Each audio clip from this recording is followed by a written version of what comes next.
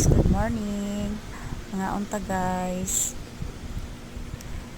Ang akong rice guys is shirataki rice niya. Para sa ko guys, mas lami ang shirataki rice compared sa kaku rice. Lami gid siya guys.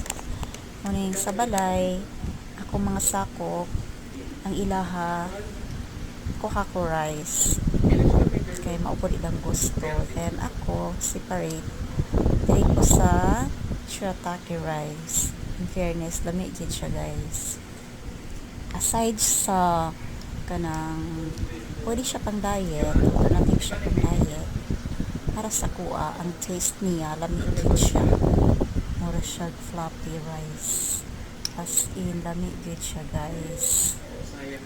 Niya partneran dayon og pakbet. Niya ang pakbet kay isda lang gud nga pinirito gisagon. So mo try sa taguan kanang walay meat. So kanang kuan na gyud vegetables na gyud siya. Veggies lang kita karon and egg. So, kaya guys, nga dili ko mag-worry kung mahawat na ko ang isa ka cup kay wala siya kuan sugar, less sugar siya niya, fiber lang din siya guys. Kanin siya shirataki rice. Side ana ganahan ang ko sa iyang lasa guys.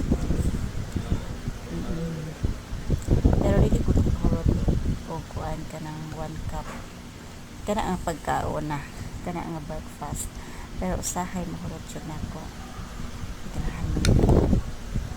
Pero karon depende sa ako ang kung sa rin ko sa akong ginhawa ang makahurot ko. Mao lang gina siya guys.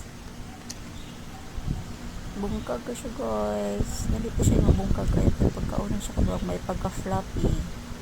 Kasi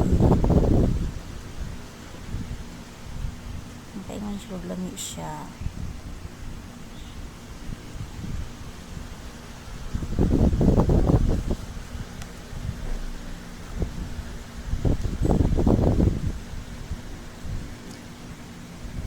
Okay, mga ito guys. Daghang salamat.